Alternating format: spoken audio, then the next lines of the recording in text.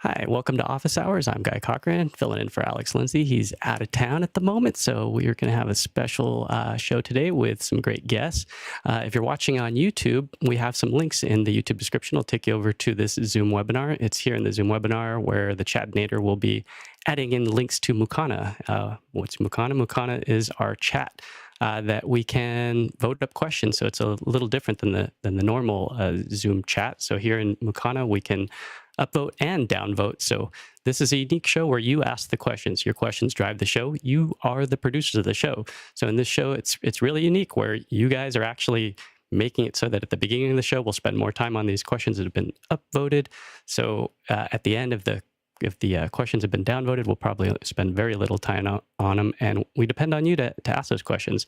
I like to throw some in the back end of Mukana that are in this kind of waiting area and think about them and toss them in as needed and as you have questions that you want to answer. We have years of experience, decades of experience on the panel. Some of these guys I've known personally for decades and worked with them. So got just a wealth of experience on the panel. Love having these guys. So if you can, make sure to vote on those questions that are currently in the queue so we can get right to them. So right out the gate, we're going to be jumped to whichever one has the most votes. And it looks like Bill's already moved some over. So it looks like Rupert's going to get the first one. So again, we have a special guest. The guest is going to be second hour with Sam Kokaiko of Zoom. And there was a recent release of Zoom NDI. And so we're going to have a little sneak peek into what that looks like. The download became available for Mac last night. Some of us were able to hop on it.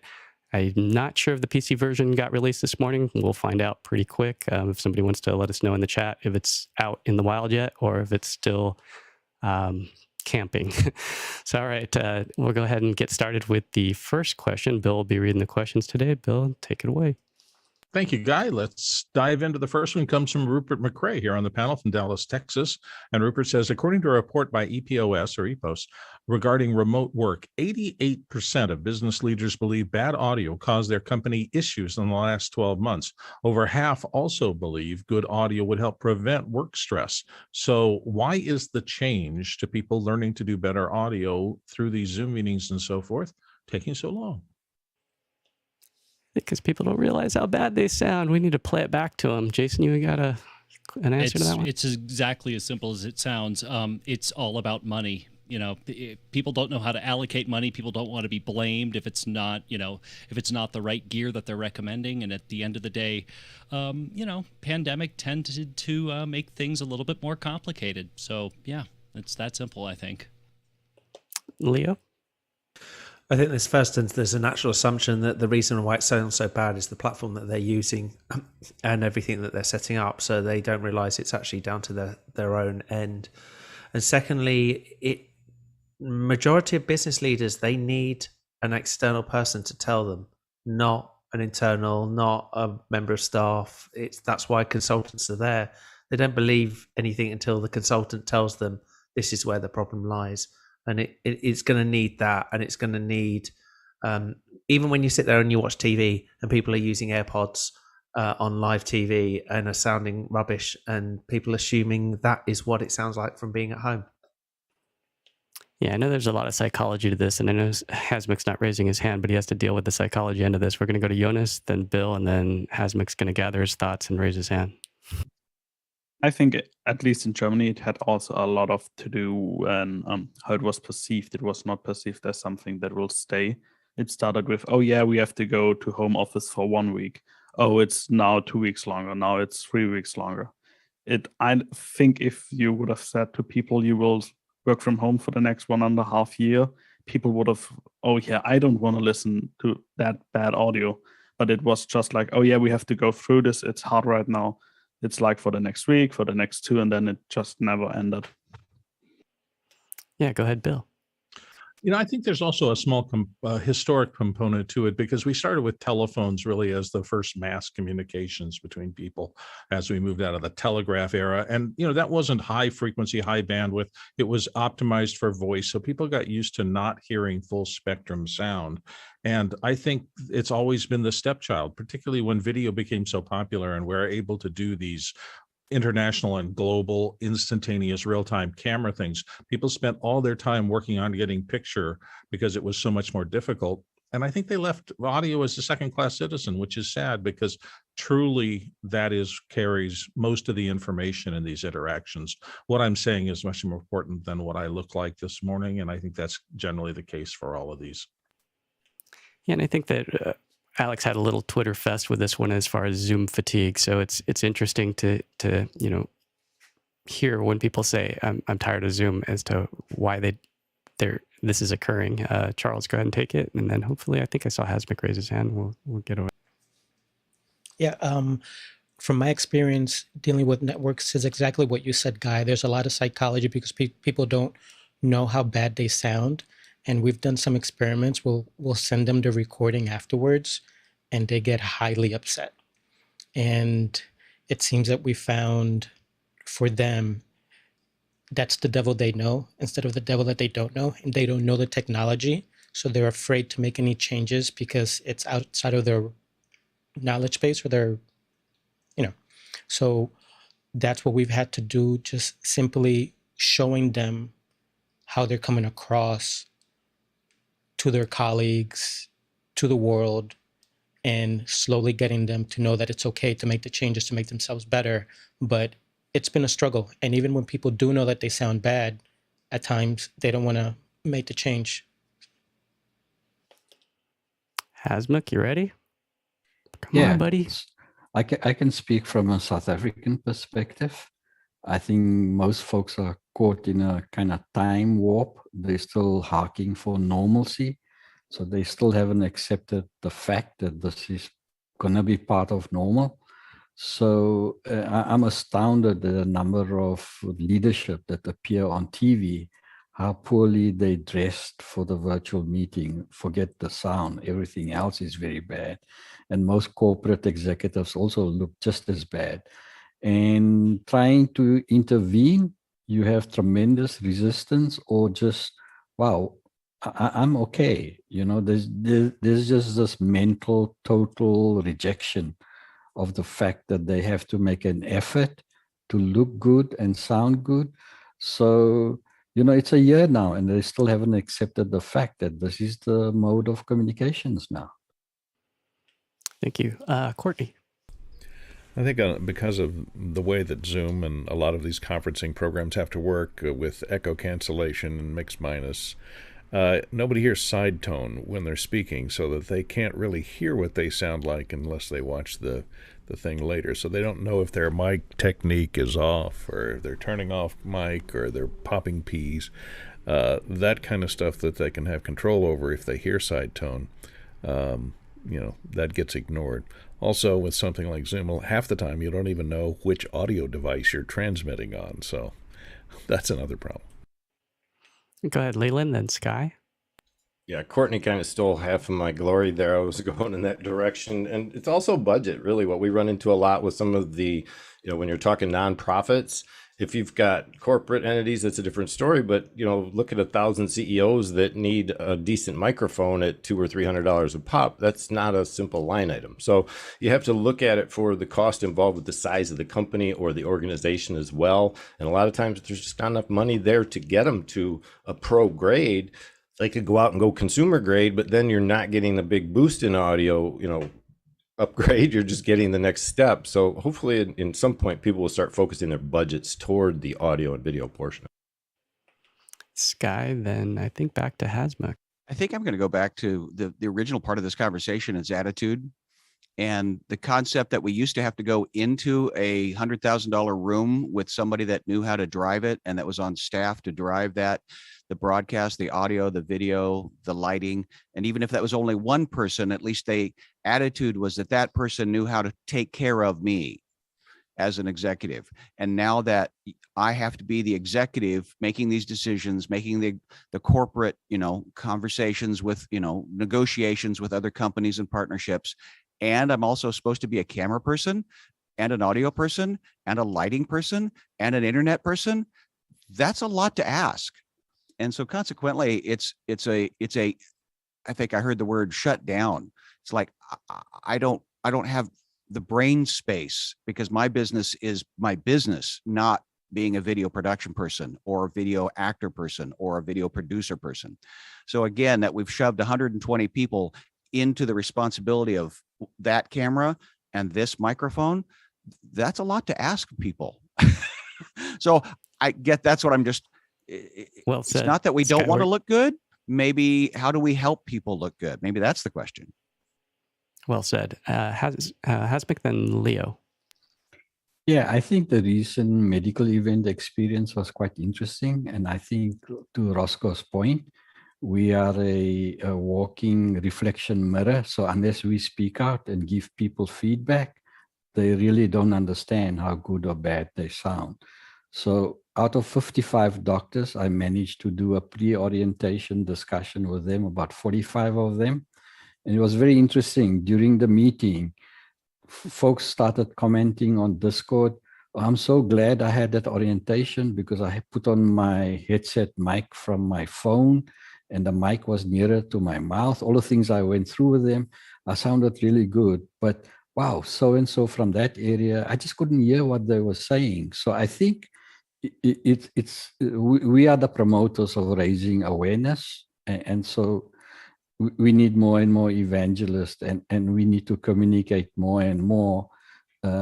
Yeah, that's what I think. Yeah, I know a lot of folks on the panel go to high-level people of Congress, political figures, and they have to tell them. I see Tucker's not. Is Tucker on? Or he's one of the guys that does these tech checks all the time. Leo, you want to, or Greg, you want to speak a little bit as to the kind of what happens behind the scenes when you have a person of stature that you can't get to switch mics? Leo, and then you mean like the soon-to-be president of Israel, who I've done a mic check on twice, who has twice turned around and said, I've got time for this. I know how to do it, and just literally cut me off. That's the reality of what they do. I think the big point I was going to say with this, though, is you've got to go back and look at how mobile phones work in cars and how people think that sound is acceptable and has been acceptable for a long, long time. The car kits are rubbish. And that has been an acceptable level.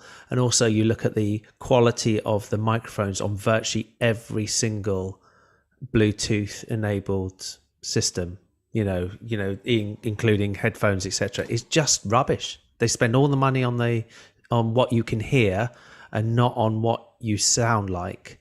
And I think that's a big problem, that people accept that they are allowed to sound poor.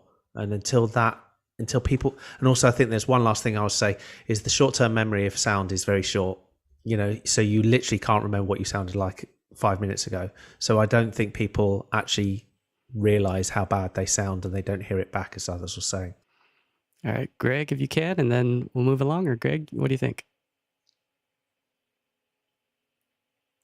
I mean, the only thing that I'd really add is that what I'm seeing now is a trend where people really don't want to invest the time in doing a tech check. So I'm getting, especially on high profile users who do a lot of Zoom or teleconferencing type of things, I'm seeing fewer and fewer people who want to invest the time in doing a tech check. And it's amazing to me. It just blows my mind sometimes with the people that I deal with who wouldn't, hesitate to drop, $100,000 or, $250,000 on, doing an in-person conference thing, but yet they won't spend, $2,000 to $5,000 to create a good setup for themselves. One big red flag for me, though, typically is anytime I have somebody on a tech check and they tell me that they do this all the time, I just find that as a big red flag, because every time I've ever had anybody come on and tell me that, when we actually got into the event, their setup didn't look very good. All right, important words. I'm glad we got to spend a little bit longer of time on that question. We're going to rock on to the next one. Bill, go for it. Okay, we have another one from Rupert McRae in Dallas, Texas. Zoom has announced that it is acquiring Kites GmbH, a real-time ultra-low latency automatic speech transcription and translation platform with better than human performance. How might we see this integrated into Zoom? Go ahead, Jonas. I think we will see like the translator channels that we already have, but you can then assign an automated translator, so people will hear the translation in the translator channel, because that's already built into Zoom, and it would just make sense to add the technology from the Kites company, which sits just a few kilometers in that. Great, thank you for that. Or wait, Jason Beish, go for it. My guess is, in addition to NDI, it's going to offer some sort of real time multi-channel audio offering, probably for probably webinar and above, but who knows? All right, let's go ahead and get the next question, Bill. Mark Giuliani of Alexandria, Virginia is up next with vMix. You can purchase a license with up to 8 callers. Can you combine 2 licenses to have 16 callers, he wonders. Leland, then Greg. You can get fancy, but you're going to have to play some tools and workarounds for that. NDI is going to be a big source that'll help you do this. You can actually run 2 instances of vMix if you'd like on one machine. So as long as those inputs are turned into vMix NDI sources using the desktop application for the NDI captures, you should be able to capture up to 16 sources from 2 applications running at the same time, or run them on separate machines and just grab the sources from the other installation off the other machine and bring them into the first. Ooh, Greg Gibson. Yeah, I mean, you can have 16 callers, but like Leland said, you've got to do it on 2 instances of vMix, and then you're going to have to configure the mix minus back and forth between the 2 instances on your own, because vMix won't do that for you. And by the way, vMix does not officially support using 16 callers. Wow, good to know. All right, next question. Comes to us from our good friend George Kennedy in Washington, D.C., often here on the panel. NDI 5 is imminent. ZoomISO by Liminal will then have the ability to deliver Decklink out locally and NDI 5 out, moving it across the web. And he says, is my brain thoughts moving too fast this morning on the potential? And he wants to hear from Andy, Guy, the panel, anybody about this change. Jonathan? You're from Liminal, right, Jonathan? You got some thoughts on that one? He's coming right up. Yeah, I'm just shocked at where we're going. I see a ZoomOSC instance in. Is that yours, Jonas? Is that your ZoomOSC? Yeah, you wanna do a little show and tell as to what you got going on there? I'll do it later when we introduce the Zoom rooms. But okay. I think as soon as Liminal will upgrade to the NDI 5 SDK, in the specs of the NDI 5 remote bridge, it should be able to send those NDI feeds to wherever you want, if NDI 5 allows that. I think not a lot of people know yet what NDI 5 will do, but yeah, it's just another NDI source at that point. So is it converting it from NDI to SRT or WebRTC, then back to NDI? What's going on there? Do you know the dynamics as to the transport protocols? I think they are converting it to RUP, Reliant UDP. It's their new protocol that they released, but nothing out yet. Jonathan Cocatello. Yeah, so I can't say too much about the specifics, obviously, but NDI 5 certainly is a high priority for us in ZoomISO, and we are, keeping a very close eye on, and our developers are chomping at the bit, so to speak, to implement it as soon as we can. So it's definitely going to be great. Direct Decklink outputs is also a priority to us. We think that that's something that really streamlines the whole process. Doing every time you have to convert from NDI to Siphon, then to Decklink using third-party software, it's just adding an extra step in the chain. We want to make sure it's as smooth and seamless and working towards permanent infrastructure, being able to have a ZoomISO instance that is just sitting on a shelf and performing as it's expected without having to constantly tamper with it or spin it up or spin it down and so on. That's really the goal we're working towards. Man, I'm literally getting goosebumps. If I had 2 hands, my hands are full right now. Otherwise, I'd zoom in on it. But man, we are witnessing a transition right now, guys. I mean, this is so cool to see 1080p coming over a lightweight transmission service, and we're going to be able to broadcast this stuff and mix and match it, pull people from all over the world. So it's super exciting. Any other thoughts on that before we move on? All right, Bill, next question. Okay, we're moving on this time to Dave Chalmers, who's in Glasgow, Scotland this morning. And Dave says, do panelists ask their contributors to use the test mic option in Zoom to give them a sense of how they sound? Go ahead, Carl, then Rupert. The test mic function in the settings, it does two things. One, it won't use original sound. So you can't, there's no way to use it for original sound. So unfortunately, you can't actually test original sound in that. But it is good for contributors to actually use that just to make sure they got the right audio workflow happening for Zoom. Just to make sure everything, their mic is actually linked into Zoom and all that kind of stuff in there. They can hear Zoom and they don't hear themselves, so there's no echo. So it will show up echoes. So if you have a feedback loop in your chain, it will show that. So it is kind of good to make sure they're getting good audio, and it does record them for like 5 seconds and plays it back. But unfortunately, it doesn't do with original sound. So you can't actually hear what you will sound like in the show if you turn original sound on. Rupert, Roscoe, Jason, then Jonas, then Jeffrey. Yeah, so exactly a lot of the same points. It will help you identify what audio device is on and if you've got any major problems going on in the background or in your chain. But when it comes down to like real clarity and quality, in that moment, that user or that participant may not have anything to compare that against. You know, it sounds okay, but they're not going to know that the next person is going to sound even better. I think that's all I've got. Roscoe, then Jason, then Jeffrey, or Jonas was in there. Oops, Roscoe. I can't. Quieter than expected, Roscoe. Oh, okay. We'll come back to you. Jason Beish. Personally, I just fire up an instance of QuickTime and set the inputs and the outputs correctly. And I use the test tone as it's looping, playing that Zoom tone to make sure that I've got a clean mix minus out. So I'm recording while it's playing the tone. And if I don't hear the tone, then it's clean. Jonas, then Jeffrey. A small tip, if you want to implement it into your larger events and have somebody that creates your meetings over the API, there is a way to enable device testing when a user joins. That would be like the test meeting, but in your meeting, so people can check their mic before they join your event, so you know at least they have something connected to Zoom. All right, circling back to Roscoe, you get that sucker working? Hopefully, can you hear me now? All right, very good. Musical theater major's new mic technique, so it was amazing, but we found that actors who came off the stage had no idea about mic technique, so that little test button was wonderful to have them record themselves, have them just figure out exactly how to make themselves sound best. And Jeffrey.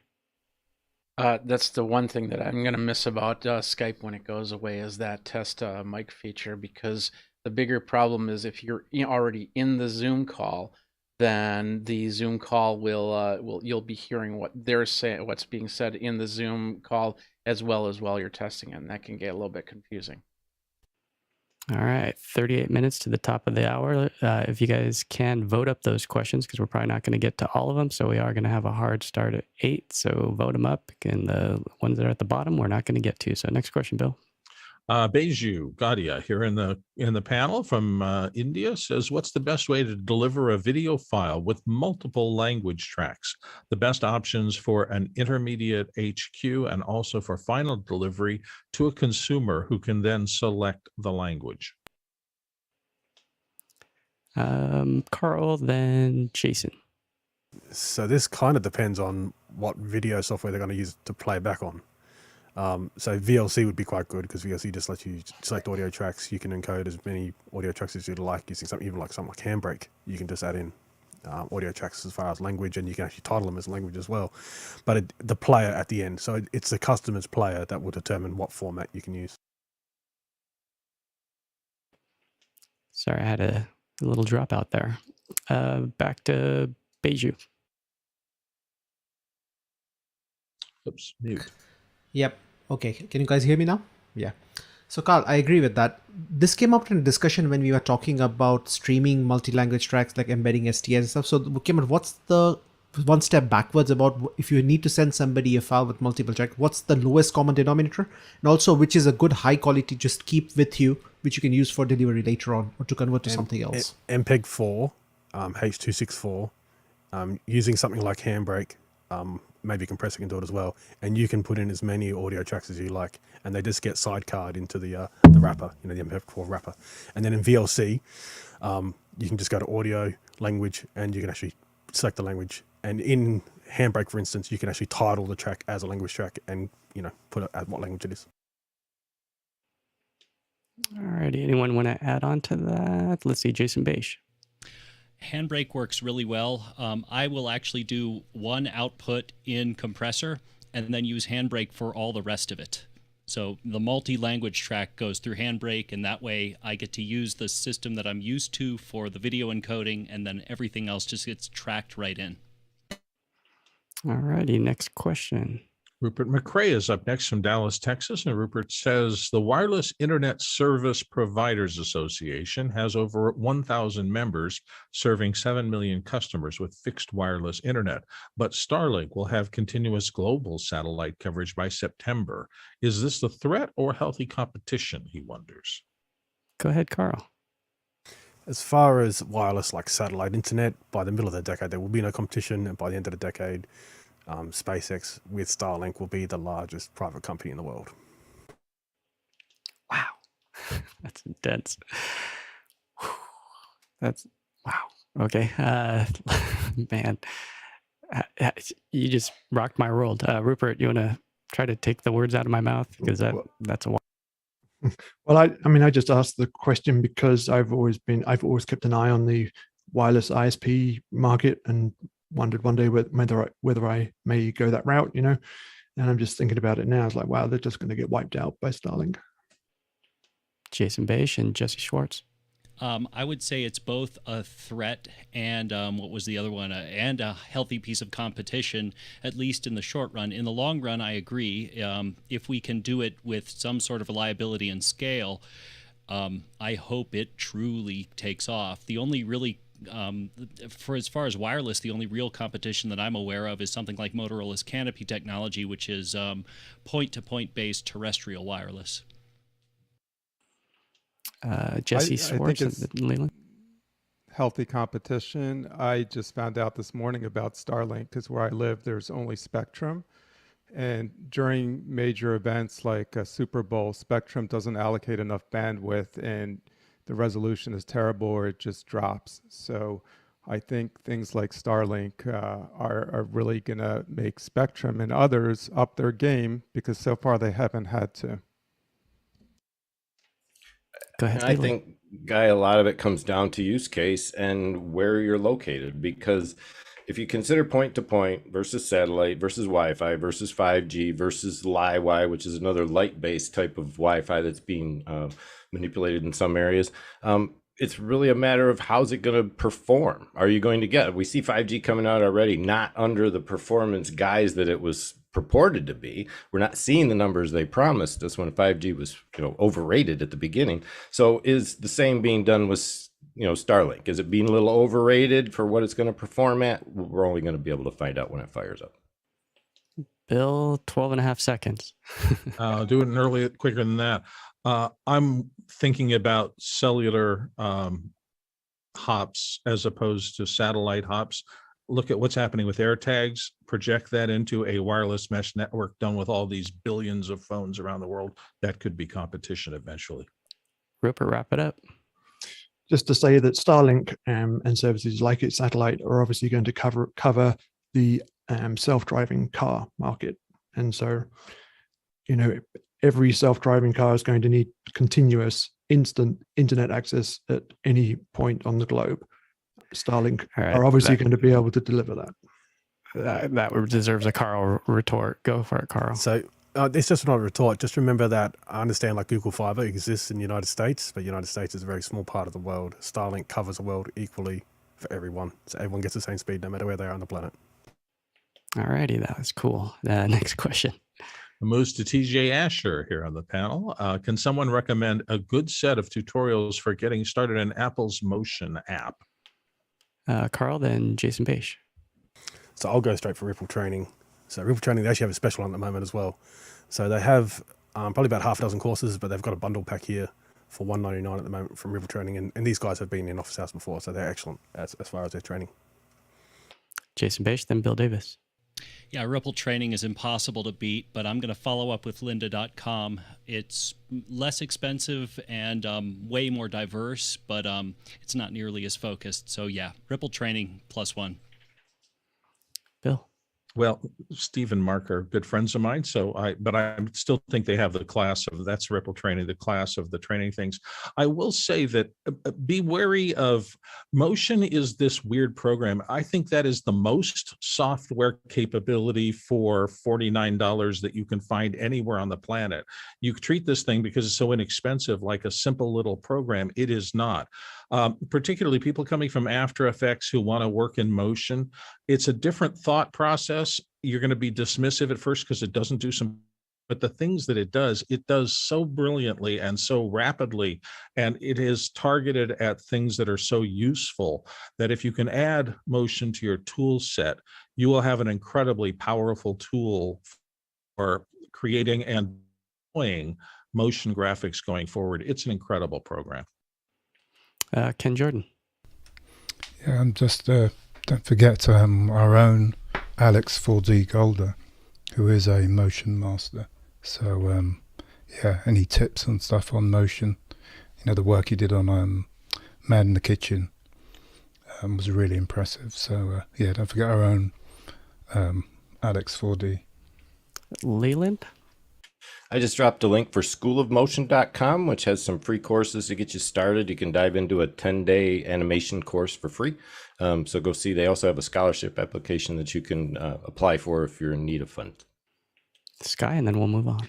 And yes, Motion is a motion graphics package. It also does 3D. It's been around for a long time. They stole all the best concepts from all of the best graphics and compositing softwares that were out there and put it in an amazing package. But again, it's because it is on an Apple. So it's kind of a lost leader. Yes, it's $49, but you have to have a $5,000 box to drive it. Well, not a $5,000, but you have to have an Apple. You still have to have an Apple. $699 Mac Mini, man. Bill Davis, let's go ahead and move along.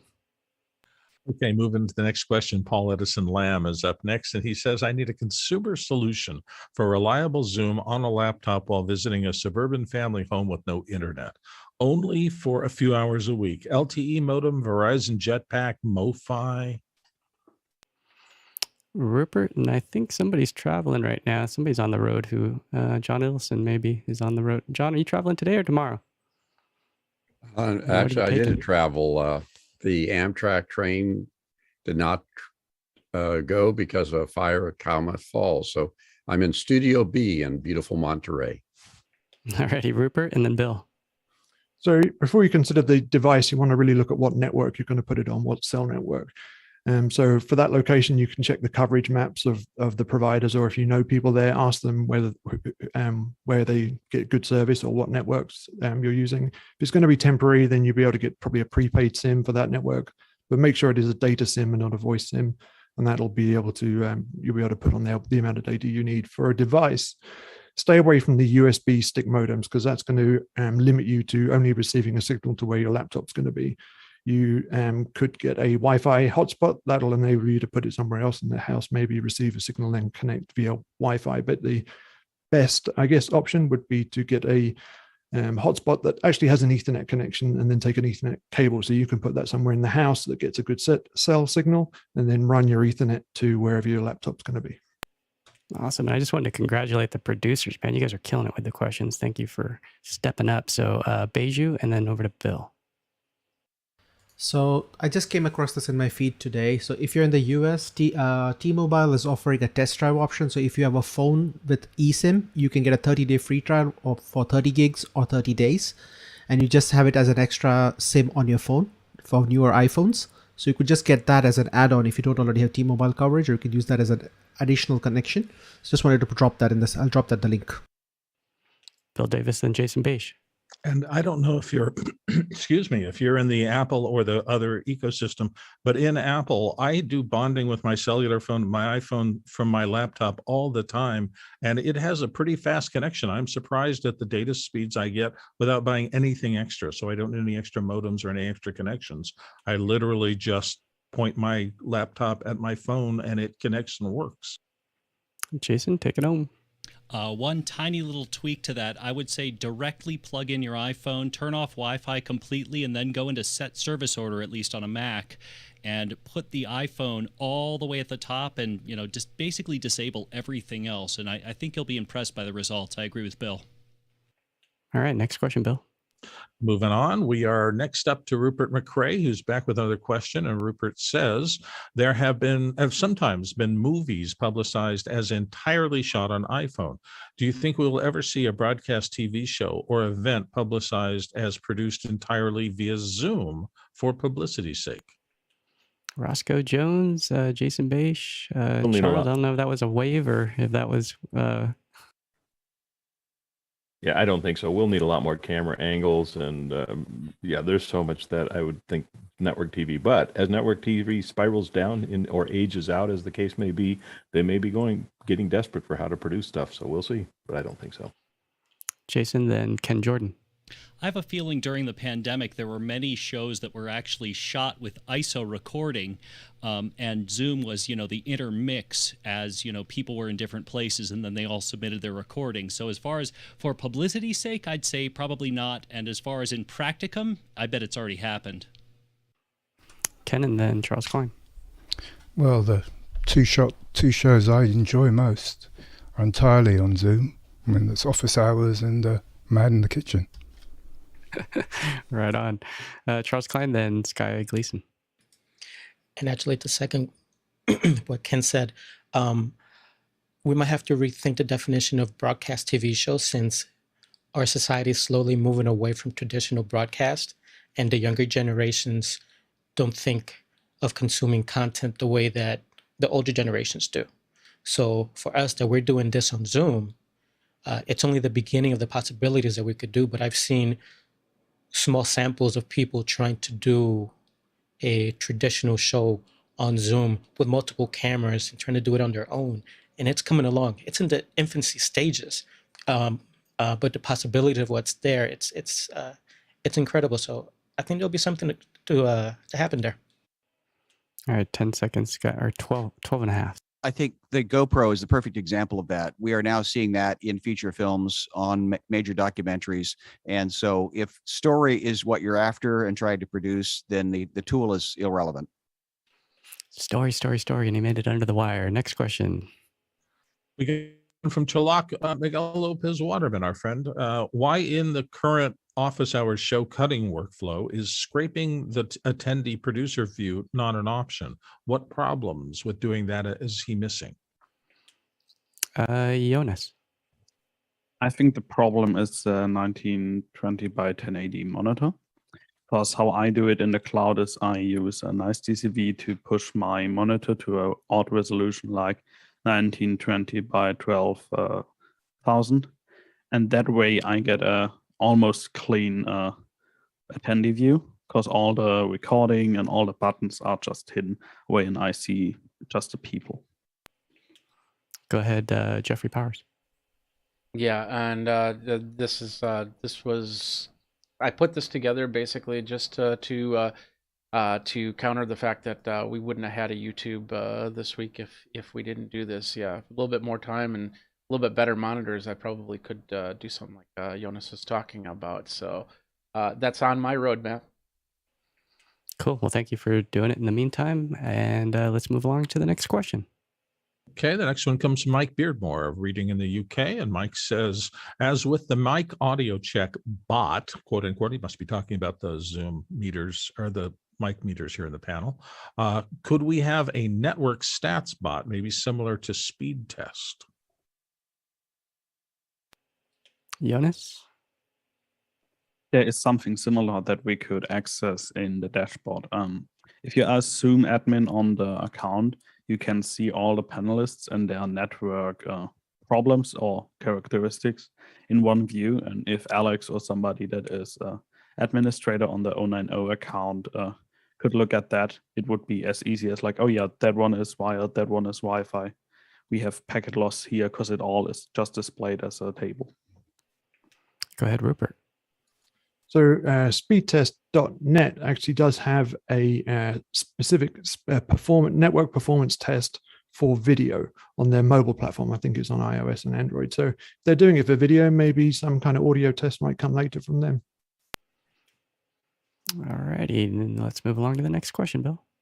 Next question comes from Aaron Huslidge in Durham, North Carolina. And Aaron says, has anyone developed any best practices or good tutorials for HDR streaming specifically?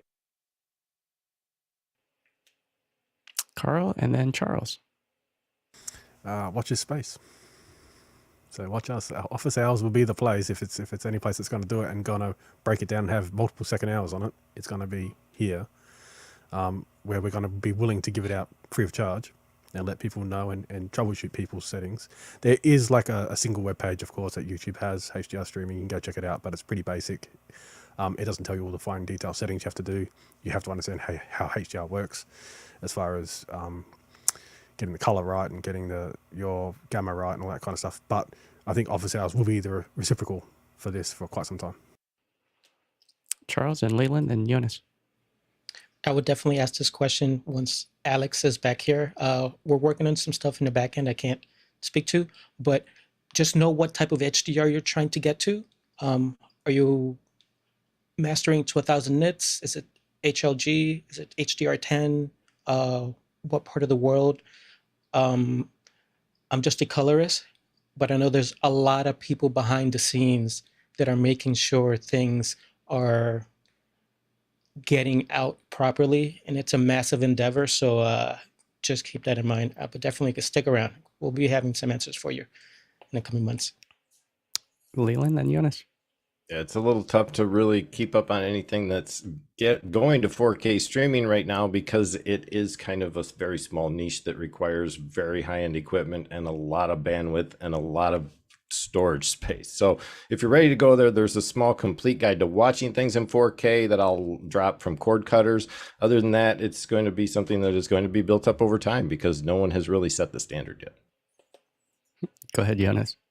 If you don't want to go into like the typical streaming that we do right here with like a panel, there are guides for streaming HDR games to YouTube using Action, which is the only software encoder that is certified for YouTube right now. If you want to do that, check out the Stream Professor on YouTube. He has good tutorials on how to do that, and especially on how to not do it. Go ahead, Sky. HDR, best definition from a colorist I was given is better pixels, not more pixels. So if we're looking forward of what is it that we're talking about, that's a concept that I've learned a lot, and the definition is amazing. Awesome. All right, let's go ahead and go for the next question. By the way, Aaron Huslidge, I'm sorry I've been mispronouncing your name. Tobias Moss is up next from Minneapolis. I'll do that a lot. Would panelists generally discuss how they approach offering free advice versus making a paid consultation? Note, this is outside of the office hours consults, which are free and unlimited. Carl, then Jason, then Rupert. So my general MO is just like office hours. I'll give out free advice. The only reason someone will pay me is to not give advice to a competitor. Jason. I'm extremely generous with this. I've never charged for phone time. In general, as far as I'm concerned, if I can drive down the street talking about something that adds to my or my company's credibility, I don't hesitate to do it at all. Because if my advice is worth anything, then you're going to want more. Rupert, then Hasmuk, then Leland, then Bill, then Jeffrey. Obviously, this is a complex subject, so I think it just depends on what kind of environment you're in. A lot like what's already been said. If you're in a collaborative environment where different people come together and share ideas and things like that, then you're more inclined to do things for free or for the greater good. But I would say that nothing is ever unlimited. Leland? Yeah, as one who's been consulting for several years in live streaming, what I tend to do is offer my services to free to people I don't know. I'll offer a half-hour free consultation on the telephone right away to get to know a person and get to know what it is they're looking for as a solution. If I can provide that solution and they need to come back for some more questions just to tally up and get everything worked out, great, I'm happy to help. Come back for that third time, I'm probably going to look for a request for fees for services, obviously, and those rates rates can be taken a couple of ways. You can charge by the hour, by the lump sum, by the project. I also give discounts for online service requests. So if somebody goes to my website and looks to book a call with me, they'll get a 10% discount on the call rates, because I feel that if they're taking that extra time to just make my scheduling easier, I'm going to give them a break. I also have a chat app or video chat app that I use on my website that allows me to charge per minute basis on consultation, so that when people come to my website, they can connect to me in real time live and ask me questions. So there's a lot of ways to work around it. It's just a matter of how you want to approach it. All right, Hasmik, then Bill Davis. Yeah, one of the reasons why I gave up medicine was everybody wanted free consultation in the supermarket or the line in the bank or school. But I'm enjoying giving free advice on media production, and I'm really find that rewarding. So not that I'm at a level that I can provide very professional advice, but even after the medical event, I showed everybody the complete setup, the hardware we use, the audio chain, the video chain. And my manager was quite upset with me. He says, "Doc, you can't do that. We can't show everybody our secret." I say, "You don't understand. The more they understand how complicated this is and how easy we make it is what we need to share." So really, I do offer, not offer, but have a lot of discussions on how to improve their production. Bill, then Jeffrey, then Charles, then Jesse. Plus 10 to what Hasmik just said. Look, we are down to the point, I think, in the entire globe where nothing matters except your reputation. And your reputation is, what areas of expertise do you have? How do you communicate those? And how willing are you to help people? Because there's just, I know in my career, voiceover, video production, everything else, I used to be able to say I'm one of the best in my little local Zoom. Then the world opened up and it's everywhere, and there's always going to be cheaper competitors. And so all you have really is your reputation for what you can help people get accomplished. And if you can help people get their stuff accomplished, people will come to you and they will eventually pay you because you're good at what you do. Jeffrey, 10 seconds, and Charles. I think part of it is because where you get your paycheck from is how you get answers. My thing is one question, 15 minutes. If it becomes, how do I set this whole thing up? Or you start asking basic questions, then I'll probably start guiding them towards my rate. Charles Klein. Yeah, I actually tend to think of it as paying it forward. I've gotten a lot of information from a lot of people, especially this panel. So I'm just paying it forward. At a certain point, the person that comes up to me to ask questions, they realize they cannot do what I do, and it turns into a paid job. Jesse Swartz and Jason Beish. Yeah, I agree and love all the advice everyone's giving. The other thing I'll say is just the passion. We're all so into it that we love talking about it. So that's part of why we give away our services, if you want to call it that. Jason, wrap it up in 10 seconds.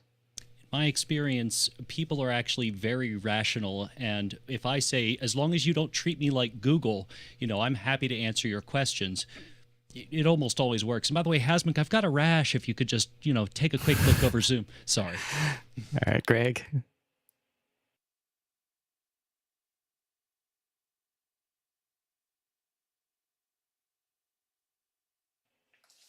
Not hearing you, Greg. Not hearing you, buddy.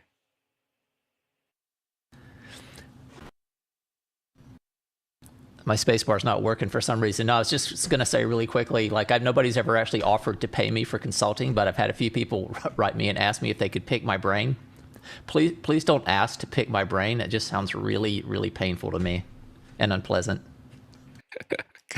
All right, last one with Courtney, and then we'll move on. I usually have the opposite problem is I always want to contribute to, it would be better if you did it this way. And they're going, who's that guy and why is he telling me what to do? Love it. All right, Bill, next question. Philip Oler in Katona, New York is up next. He said, is it possible to have two live streams going at the same time on the same YouTube account? Jeffrey, then Carl. The answer is yes, but you got to watch out because that could cause some issues there.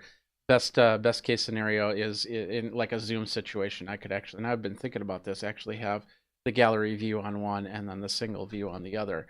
And other ways to do it is if you have like multi-language versions, you can definitely have those switches from there. But yeah, it can be done. Carl. Yeah, so there's 3 ways to stream into YouTube. You've got camera, just stream in now, like from a mobile device. You can stream now, hit the computer, or event. You need to go to event. You can create 2 events. They can both start at the same time. In the event settings, you need to go to ingestion and make sure that each event has a different stream key. That's the thing. It's a stream key in the ingestion part. So as long as you've got a different streaming key in the ingestion part of each event, then not a problem. There are many YouTubers out there who have like 4 or 5 streams going if they've got over 10,000 subscribers. Leland, then Beiju. You can build separate branded channels under a single YouTube account. So if you just kind of tweak another channel with a similar name or similar brand or something just one-off from what you normally would do, you could broadcast out to as many literal channels as you wanted to at the same time. Beiju? Yeah, just adding to Carl's point, as long as the stream key is separate, you can do pretty much as many streams as you want. We have done up to over 30 streams at the same time with no issue. As long as the stream keys are separate, there's no issue. Wow, 30 at once. That's amazing. I'm betting that was multilingual. Is that what the 30 was? No, it was multi-locations basically. We were doing lots of different parallel streams at the same time, but they were all under one parent account. So we were doing some unlisted, some public, but we set each location as a dedicated stream key, which is just for them. So they don't need to log into YouTube to do anything. And as long as they set it, we can just set the event to either go auto or we can manually control everything from one location. Very cool. Man, I love some of these answers. It just like makes my horizons expand in my mind. Next question.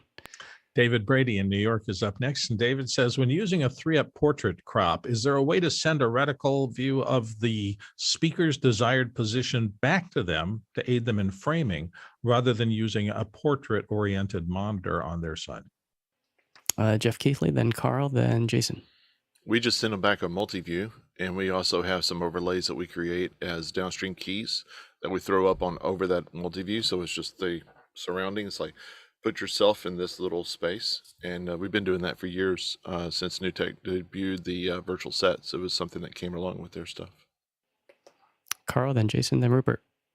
Yep, Jeff just said it. So yeah, pretty much a multi-view. We were doing this during the WWDC tryouts that we did for office hours. So we had a multi-view going back to the participants. They didn't actually see Zoom. So in those multi-views, as Jeff said, you just put a downstream key over the top and make sure people are centered. All right, speed round. We're going to have to start heating things up. So wrap it up, Rupert. Yeah, you could just send them something like this in their return feed and kind of tell them where you want them to be. Cool. Next question. Douglas Carmichael is up next. And Douglas says, I've seen workarounds for mixing Dolby Atmos content in stereo only DAWs, digital audio workstations like this one, and he's got a link there. Would one be able to create a passable Atmos mix using such techniques? Jason Beisch and then Carl. Absolutely, but unless you're really good, probably not in real time. Carl. That technique requires you to buy the Atmos plugins. So if you're going to buy the Atmos plugins, make sure to use Logic because it works natively in Logic. Awesome. And hopefully Mickey will pop back on. And if he's listening in the chat, light it up, Mickey. Next question. Paul Wallace in Austin, Texas is up next, using the a technode HDMI splitter to send a feed to my cable box from my cable box to an Atem Mini Pro. I'm getting great video, but no audio. What setup would support audio? Jason Beisch. You need an HDMI connection doctor. They're these $300 little insert things that will allow you to troubleshoot whatever the issue is. Rupert. You may be able to also use an HDMI audio extractor before your splitter and take the audio out there and split it separately. All right. Leland, and then 10 seconds and we'll move on. Yep, just last option, make sure you're using an HDMI cable that's capable of transferring the audio. There are HDMI video-only cables out there. All right, go for it, Bill. Lou Perez, Queen Creek, Arizona. Has anyone tried the new Dell UltraSharp webcam claiming DSLR quality? Ooh, that's been my dream, but with a Micro Four Thirds-inch chip. Carl, go ahead. I just use a DSLR. It works better. Nice. Carl, then Jesse. Or let's see. I just saw it advertised. Is that the $200 one? I assume that's being discussed that does 4K and it uses a Sony sensor. So it just got reported on yesterday on one like Engadget. It looked fascinating. I wish somebody would get it and try it. I guess its main competition at $200 is the Logitech, the Brio, the 4K. All right, Sky. I guess I'd love Carl to talk about the different quality levels. If DSLR is a barrier to entry, what's below that and what's above it? Because again, I keep thinking I'm trying to still get to the 6K or something.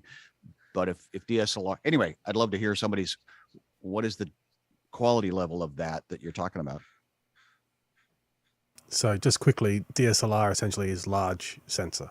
So full frame sensor, like, so 1.5 inch wide, inch high.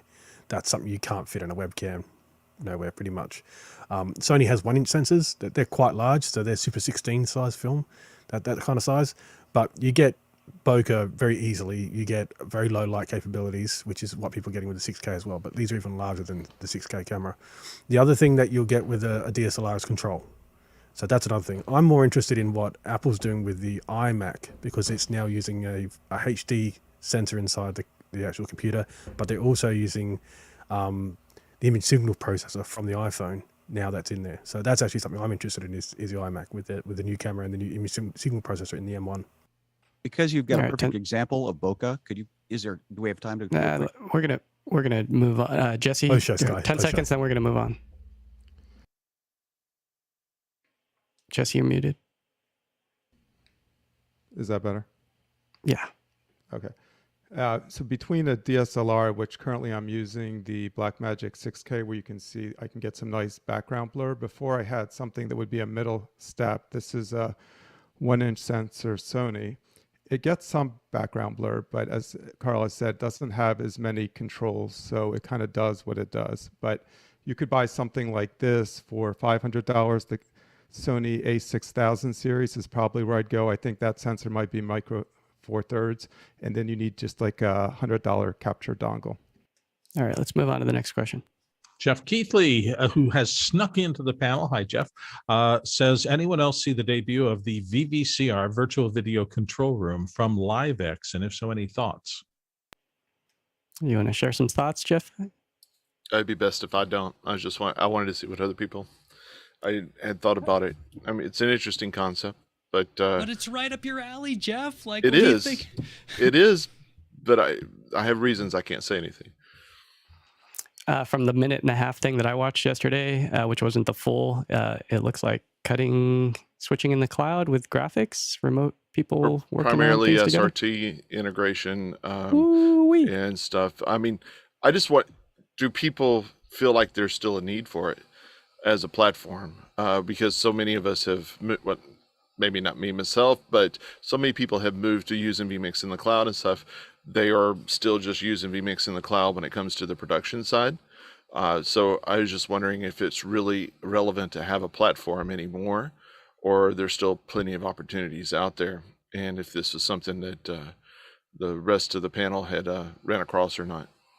Haven't seen it yet, but man, sounds like a whole second hour that we can dive in on that. We should put something in the Discord to expand on this, because I think remote contribution and remote editing and remote graphics, it's the way of the future, whether it's Sony or whether it's vMix in the cloud or live stream. Who knows who it's going to be? Maybe it'll be VizRT, or man, there's so many players in the field. I think everybody's just coming to the table with price versus performance, and we'll see. May the best man win.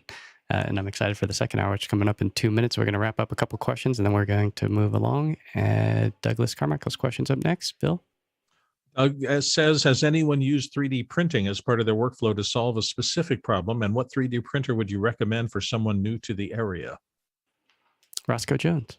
Yeah, I'm not big on the models, but we use them all the time because we're doing visualizations for theater setups. So you got to see all your sight lines. Kids have been making them many years before 3D printing. We were making miniatures so that you could see all the sight lines, and the 3D printer just makes that so much easier for them. Courtney. I use them all the time for doing things like, here's a VESA mount I created in 3D printer. I've got, a filter holder for my oddly shaped lens for my webcam. I've got, shock mounts for microphones. There's just a myriad, almost anything you can think of, you can print. And I'd recommend, like, a starter under $200, you can get a pretty good 3D printer from Creality, like Ender 3 or Ender 3 V2. It's amazing how cheap they've got. I bought the first one that I saw at the Microsoft store for $1,800 with some American Express points because I saw it printing for the first time. This was one of the first ones. It was amazing. Jesse Schwartz. Architecture firms will use them both as a presentation model to a client or for a study model to make decisions as to how to form the building. Leland?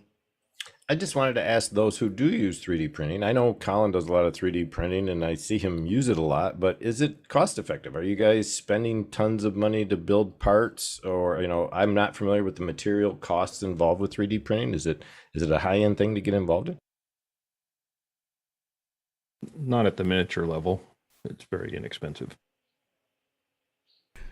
And if you're Courtney? if you're not doing, metal products, metal, laser sintering, that can get expensive with basically a powdered metal that's, fused by a hot laser. Those type of printers are, in the hundreds of thousands of dollars range, and you can have services do it, and that can get fairly expensive. But standard FDM, plastic, PLA or ABS plastic, a spool of a kilogram of plastic costs you about $25. Yeah, it's amazing. I've seen even UPS is investing in some high-end printers to where you won't have to ship stuff. They'll just print it at their facility, then bring it right to you. Very amazing technology. So great job, producers, in getting our questions. There was, I think, one or two that we had to straggle and leave behind because they didn't get enough upvotes. We'll save those for tomorrow, Douglas. And with that, we're going to move on to our exciting topic today, where we have some folks from Zoom. We have Sam. Sam is in with events at Zoom, and he made a special announcement a few weeks ago in the Zoom Test Kitchen on AV Tech Talks and gave us a little hint of what was to come. And it looks like last night they dropped at least the Mac version of Zoom Rooms with NDI. I had a chance to download it. A few of us have it installed. Sam Kakaiko is going to open up his mic and give us a little rundown as to how this story is unfolding. Sure. Yeah. So, hey guys, I'm glad to be here today. Again, my name is Sam. I lead the event specialist team here at Zoom, which is part of our event services organization. Guy messaged me on LinkedIn last night and asked me to come here today, which puts me a little bit weird. I don't have my usual home setup. I'm actually at headquarters working on our executive briefing center this week as we're putting together a weird show that's going to be switched with gimbal camera walking around, following someone around, all the different demos and stuff like that. But yeah, he asked me to come and just be around to answer some questions, give you guys a brief overview. For those who haven't seen yet, Zoom Rooms 5.7 launched with NDI output for both Mac and Windows. I love that you guys called me on as I having to, like, away from my usual setup. I've got my built-in mic on my MacBook is what I'm relegated to today, as we spent the whole first half talking about audio quality and all of that. But yeah, so NDI output on Zoom Rooms is available now. That the Mac installer for Zoom Rooms is actually available on the download page. It looks like 5.7 is not available PC download quite yet. The release notes are out. I have a message into the product manager to see when that's actually going to be on the site available. It should be very shortly here. Both of those support NDI output. The way that's going to work is you have to enable it on the web portal. And then within the meeting, you go to change view, and it's going to allow you to basically build 3 pins. It's not doing it with any sort of correlation like the old days when we were using scan converter, trying to pull them off of our 3 screens of the Zoom Room. Doesn't matter how many screens you have on the Zoom Room, 1, 2, or 3, you're going to be able to generate up to 3 NDI feeds, and those are completely separate from them. So it looks like Jonas is raising his hand. He might actually have a screen share that he might be able to pull up just to supplement the visual here. Is that right, Jonas? Do you have the controller? I not only have a screenshot, but also there's another requirement that seems to have not been mentioned by anyone. Till now, you need to be co-host to be able to pull NDI feeds. Gotcha, So this is also something, and I have, there it is. In here is a separate audio. You have to allow NDI, and that's on the room level or on location or account level.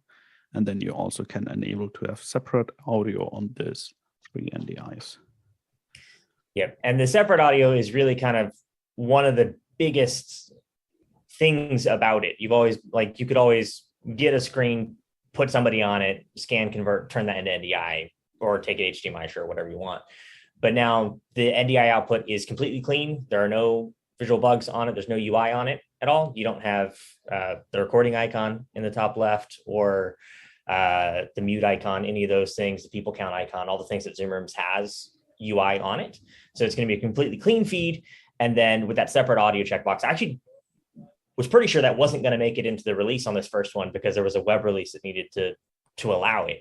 But that's really exciting to see that it did make it. For the separate audio, that's going to give you that isolated audio for each person, which whenever I'm talking with people about how we're going to build these shows, one of the issues you have, like, this will let you do up to three people out of a meeting that you can pin onto your 3 NDI screens. Well, if I have a panel with 5 people, for instance, I now need 2 Zoom Rooms to do it. A little annoying, but workable. I can do that with 2 different Zoom Rooms. The problem was, if I didn't have isolated audio, then I would end up using video from one and audio from the other, which is actually what we're doing here right now. I'm connected up. My camera's coming from my Zoom Room. I'm connected on. The mic itself, we decided, was a little bit roomy, so I'm connected up with my laptop for audio. So you might see, as time changes, especially with that one being hardwired, this one being on Wi-Fi, my sync could slip in and out because I have 2 different devices here that are connected up at 2 different times. Same thing's going to happen on that receive side. If I take 2 Zoom Rooms, join into my call, and I'm taking all my audio is mixed, so I'm taking all my audio off of Zoom Room 1, and if I'm taking a video output from Zoom Room 2, there's a likelihood that they're going to be about the same audio-wise, but there's definitely the possibility that it's going to shift throughout time. A network hit happens, anything could make that shift, and it could shift drastically.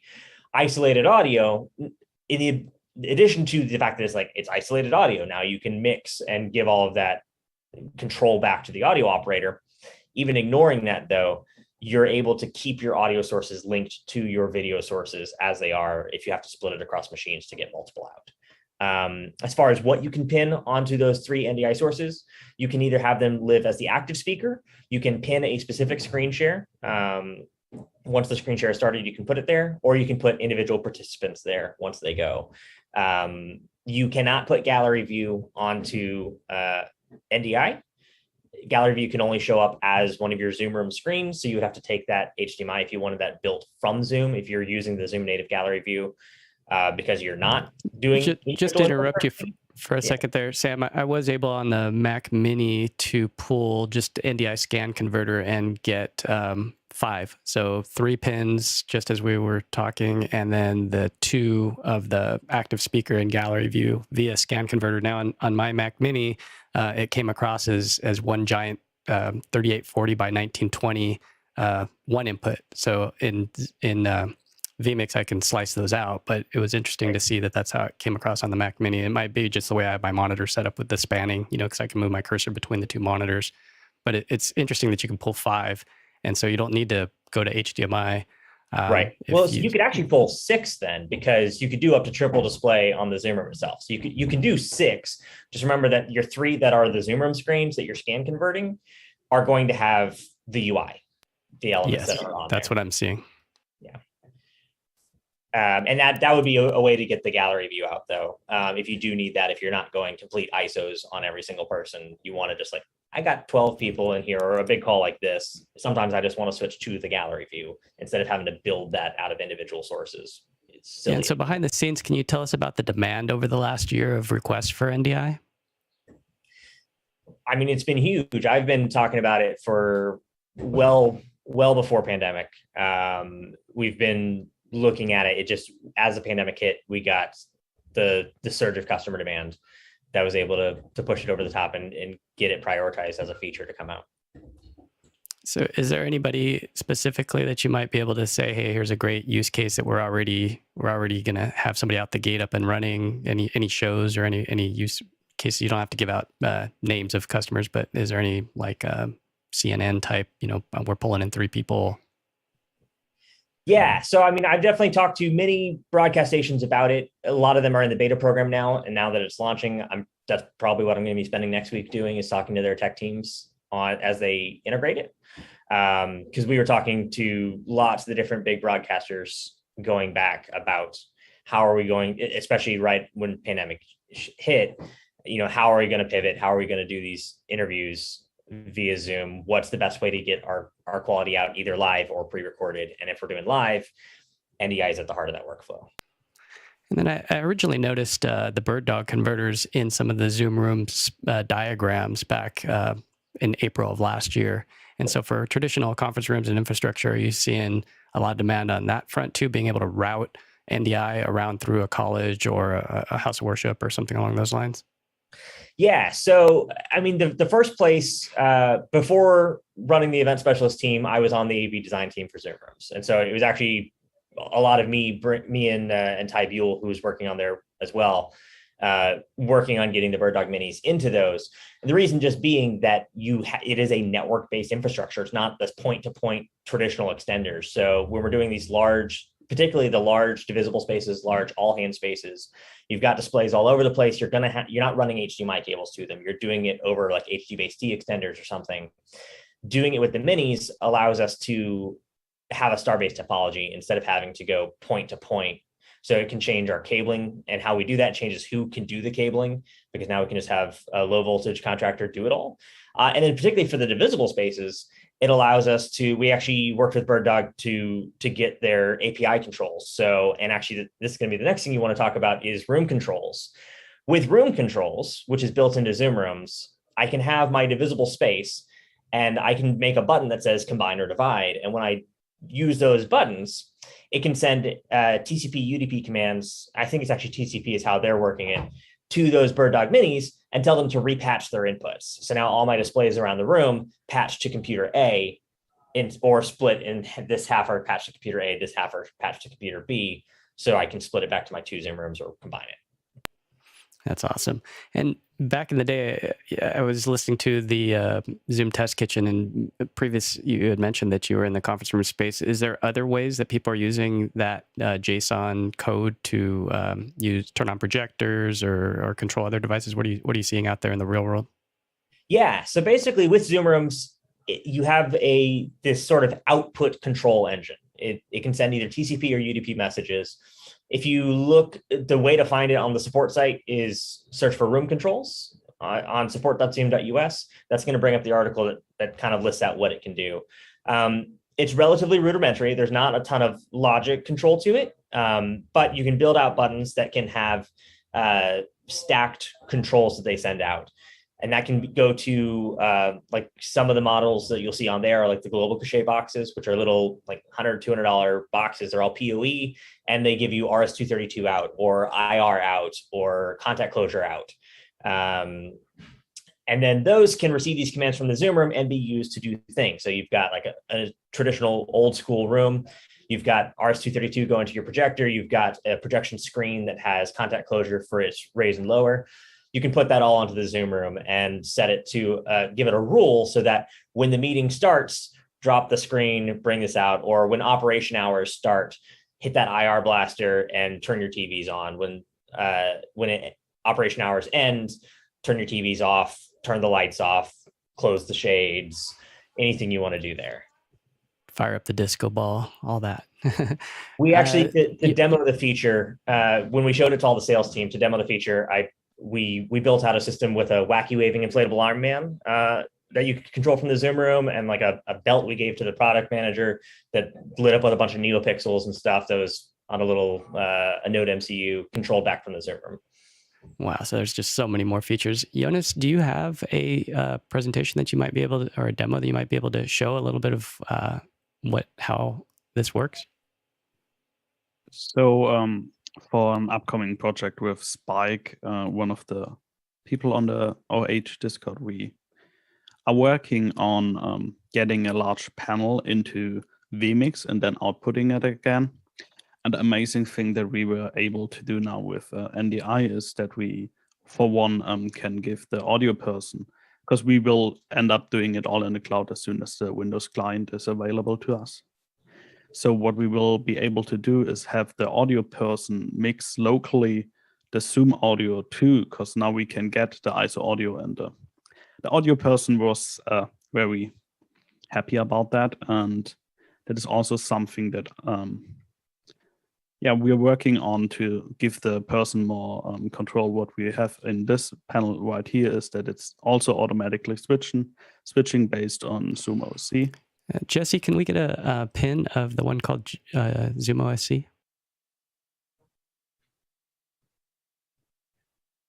Yes, or a spotlight, so then we can see the output, and we'll be able to see this 3-up box. There we go. Here's what Jonas is controlling. So this is live NDI coming out of a Mac Mini. Exactly, this is a live NDI coming out of Mac Mini. It's a pretty old one. I was surprised that it can do it. It's a 2014 one, so it's not that good, and it only can do 720p on this configuration, but I think 720p is for the specific use case way enough. And yeah, and what I also really like is that if somebody turns off their camera and turn it on again, like it catches the person again. I had issues before where then it's messing everything up, but now if, for example, Greg would disable his camera, it would come up a few seconds later again, because it just freezes. Our system, actually, that's not enabled right now, will place a slide in front of him so we can hide the freeze frame.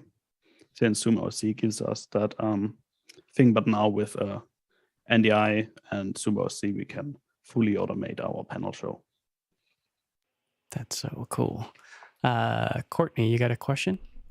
Do you have to resync the audio? Do you have to add latency to the audio for the amount of time that it takes to do this? How's the sync look? Well, that's a cool thing, since it's not like it's not going different paths. It's audio and video is coming both over the same NDI. We don't have to resync it. Well, if we have Bill talk or Greg talk, that'll tell us right I was now. just about to say, don't raise your hand if you're in the box, because no one sees your hand raised. You have to do that. So new techniques to learn. And so who created the larger image when Bill started talking? Was that you, Jonas, or was that?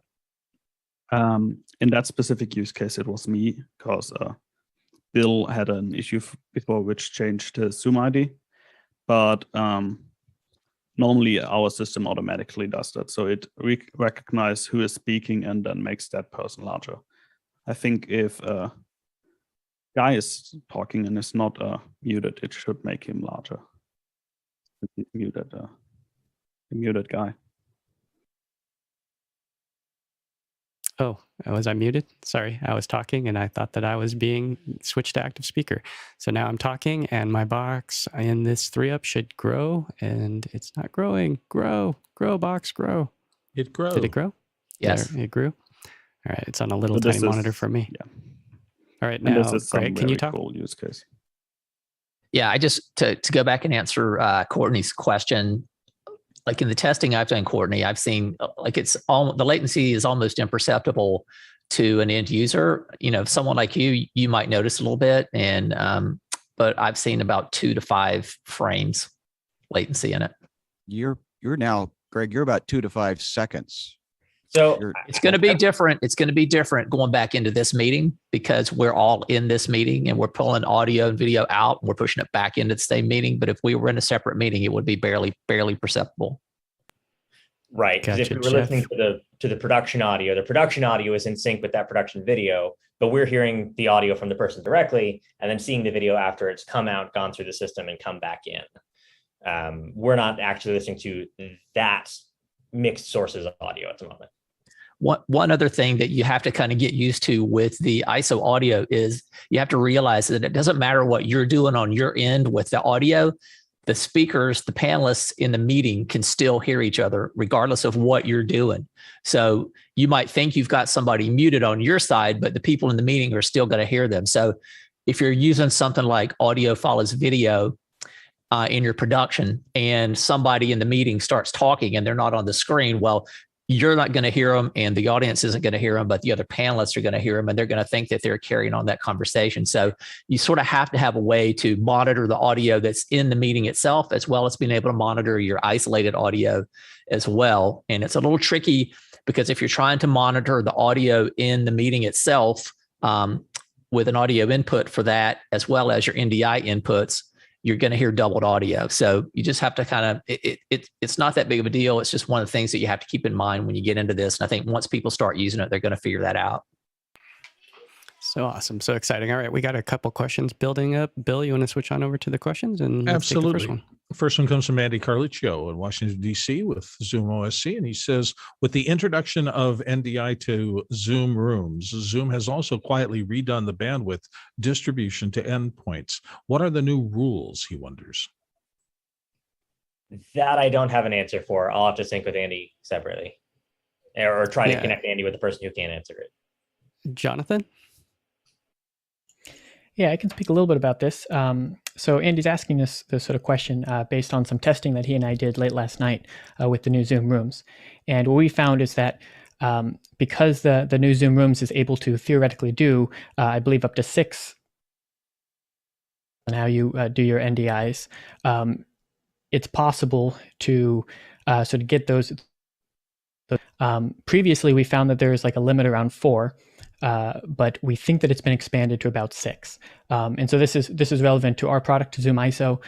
We think it's possible now to get, and based on our testing, up to 6 HD feeds coming out rather than the 4, which is what we noticed previously. So there's more testing we're doing on that, but this seems to be an all-around positive for every meeting, for Zoom Rooms, for the regular clients, and for our products. So we're definitely interested if anybody has a similar experience with being able to get more than 4 HD feeds at the same time. And Jonathan, you want to tell us a little bit more about ZoomISO and where you guys are at? I know it just released recently, and it's on the Mac platform. And can you tell us a little bit about just how many outputs, what kind of requirements, and what you're seeing in the market? Yeah, I can speak a little bit to that. So we launched just last week, and our data showed that we could get 4 reliable ISO outputs from Zoom, 4 HD outputs. Before we started to, if you add more than that, we started to notice that there'd be a drop in the frame rate and things would be a little inconsistent based on that. And our assumption was that it's based on Zoom sort of limits the bandwidth being sent to a single endpoint. Now, if you join from a second computer or a second instance, then that one would also be able to have 4 separate ISO instances. And as I just explained, we believe that that number has been expanded to 6. And then in terms of where ZoomISO is at, we had a successful launch, and it's a lot of customers are currently deploying it as their contribution system. We have a few major features that we are working on for our next release. Currently, we don't have audio coming out of it, but we're looking to try to find our own ISO audio solution. And then we also are looking for direct Decklink outputs, again, so that we don't have this sort of chain and these different hops. We're looking for the ability to go directly. And then some quality of life. One of the things that's big on us for ZoomISO that we think is serving a separate need than the Zoom Rooms. I think the Zoom Rooms does a fantastic job at sort of getting you up and running with an easy to understand and easy to control NDI outputs, which are great to hear about. What we're trying to position ZoomISO is to not be sort of a head-to-head solution with Zoom Rooms, but it provides a platform that is well suited for automation, well suited for serving as like a video router, and it while it functionally gives you the same outputs in a similar way to what Zoom Rooms is doing, we are trying to focus heavily on compatibility with some production hardware. So if you want to expand beyond NDI, you want to go to SDI, you want to go to some hardware outputs, those are the kinds of things we're really trying to focus on. That's amazing. I'm glad to see people in this space outside of Zoom, lighting things up and digging into the API and just cracking this code, because there's been such a huge need. Jeff, did you want to go talk a little bit how NDI is pulled into a TriCaster right now? What's been going on with how traditionally have people been taking these feeds in over the last year or so? Well, in most of our implementations, it's been multiple machines doing ISOs, much how almost effectively the same way that they were doing in the Office Hours 2.0 with multiple machines doing it on the ground. We were doing it in the cloud. And when I say multiple, it could be as many as 30 or 40 different virtual machines in the cloud. But that was all one meeting, one person coming back, and then we would just hop into them to be able to coach the speakers and such. And that's how we accomplished dedicated audio, isolated audio and video from each one of those. So it's using a big hammer to do that. And we're shoveling a lot of data around to do it. But that was the best way we found it until this came to fruition. Sam, a big thing that we have, of course, in our challenges is talkback. And that's something that we haven't really heard about is, what about the audio going back? So the audio in their meeting that we're scraping their isolated audio off of, we're getting their isolated audio, but are they just hearing the mux that's in the meeting to start with? And that's all they can hear. So if we talk back into that, would they be able to hear us? So we have a path to talk back into a meeting, but would that, if they had open mics like you do right now, you have open speakers, there's a possibility that talkback audio could end up back in the mic. There's a possibility if echo cancellation fails, but that possibility is getting kind of lower and lower. Echo cancellation is getting really good. But my background, I came to Zoom to program DSPs for conference rooms. That's why I originally joined Zoom. So like watching it like more and more kind of do my job for me has been really interesting as it's been able to do more from an automatic standpoint. So to answer the question, yes, talkback, if I have that sort of like one endpoint that I'm joining the call with, anything I send on that mic channel going into that one Zoom room, that one endpoint is going to go out to the meeting, but will not be heard to me on my isolated outputs, or I guess on any isolated outputs, because they are ISOs, not the mixed audio. And then everyone on the meeting will be able to hear that. So you do have so as long as you're using all isolated audio, right? As long as should be in pretty good shape.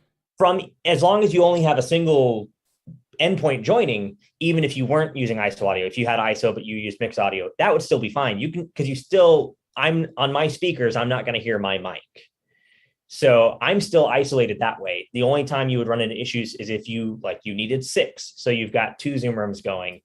Zoom room B would hear Zoom room A because they only isolate off their own mic. But if you're all isolated on all 6 of those, then it wouldn't matter. Did I say that clearly? Yep. That makes absolute sense. So you'd have to do a mix minus between the 2 rooms. Right. That point. Exactly. Well, and you wouldn't even have the ability of doing a mix minus because like they hear all the participants on the meeting. Room A is a participant on the meeting to room B. So anything room A says, room B will hear unless they're only listening to isolated. If they listen to the mix, they will hear it. A mix minus won't save you. You have to only send audio through room A and not use any audio from room B, or only use isolated from room B. One thing I'd like to point out, like you mentioned kind of the older style of the Office Hours 2.0 of like having one machine, one person, one call, and having these isolated calls. I don't want that to go away too much. I want to simplify because it was complex, but it definitely has a use case because you now have the ability to talk back to that one person, and you have the ability to send a video file to that one person. You have audio and video return one-on-one. You have the ability to do your speaker check with them in that space with your producer, and then choose when you want to take them live or not. When you're doing panels and stuff like that, that's terribly annoying, having to matrix all of them to each other to let them see each other. It's so much easier just to put your whole panel in one spot. But if I have a show that's going to be a host with 3 different panels throughout their session, it may make sense to do that as 4 meetings, one for my host, one for panel A, panel B, panel C. The panels see themselves throughout, and then I send the return feed from that host to them, sends the panel to the host, and isolate it out that way. I think there's still, especially with more complex projects, absolutely a use case for having some sort of hybrid approach instead of putting everyone in one meeting. Awesome. We're going to go ahead and take the next question. Bill. We're sneaking to Dave Chambers in Glasgow, Scotland. Dave says, does the availability of NDI out on Zoom rooms open up more options for cloud-based multi-contributor workflows? Jeff Keithley. and then Greg, and then Jonas. If it's a tool that can fit in the cloud, I'm going to use it in the cloud. So yes, answer to that question is a resounding yes. Greg Gibson. I'm pretty excited about using it in the cloud. And I'm just hoping, Sam, that you guys are going to be able to tell us that the web controller is supported, because right now that's the tricky thing about using Zoom Room in the cloud, is being able to get, being able to manage it. And I would just like to, add on to that, like the web controller is really important to those of us in event production, because many times, as you know, we are managing multiple rooms at any given time. And so having to have, a stack of hardware controllers on my desk here to be able to manage all those rooms is challenging. And so being able to have that web controller that I can open up in multiple browser tabs on one computer and have it right here in front of me is really vital to event production, and it's really vital to cloud production. And I do think right now, I don't believe the WebZRC, unless someone wants to correct me on this, I don't believe the WebZRC can control the NDI portion at the moment.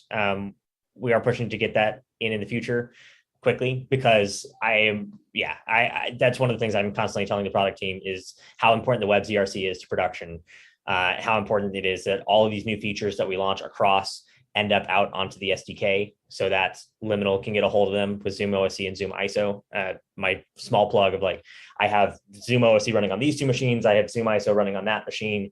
Like they said, they're not a direct competition to the Zoom Room feature. We absolutely see a use case for both to exist. It's why we're so excited that they do exist and that they're giving you the power they are. Can I just follow up on that? Because I was told that it is possible to use a hardware controller with a cloud instance if you can pass IP to the Zoom Room. So is it possible to create a VPN where you can pass commands from a hardware controller into a cloud instance? It's all down to network paths. So yes, that's the problem is the WebZRC is going internet-based. The WebZRC is just if it can reach Zoom servers, it can reach the Zoom Room, which can also reach Zoom servers. The hardware controllers using an iPad or Android, those controllers are both doing it direct via the network. They're not going to the cloud and back down for that traffic. They're going directly to the Zoom Room. So they have to be on the same network with it.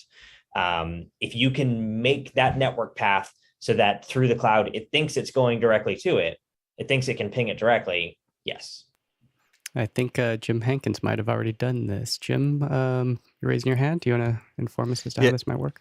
Yeah, so I haven't actually done that to the cloud, but I did use site-to-site VPN between my house and here, and so later today I'll have it working in the cloud.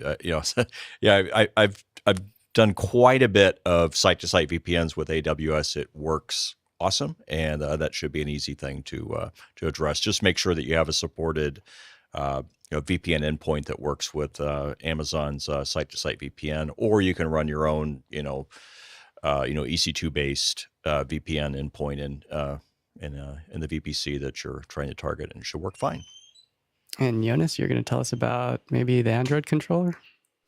Yeah, there's also an interesting other path that I didn't thought it would be possible. If you download the Zoom Room controller app on a phone and are not on Wi-Fi but on cellular, you can type in the pairing code that is displayed in the Zoom Room and log onto it even while not being on the same network, which makes me wonder why it's not working over the web, because that clearly goes over the web then.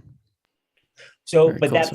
That's on a phone, correct? Because the phone app is different than the the Room controller is different than the Zoom Room controller app. The Room controller is definitely a new app that is for the phones. It's kind of living in a weird place right now. Yeah, but it's possible. All right, let's go on to the next question, Bill.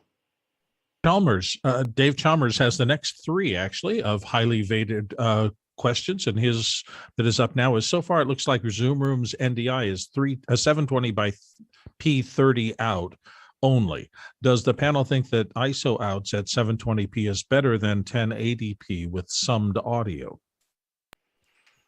The three feeds that I'm pulling via vMix on one of the B links by Courtney is indeed 1080. It is absolutely all three double checked, and I was able to pull on this Mac Mini, 3 1080s plus the 2 HDMI displays via scan converter on new text audio. So 5 total on my machine.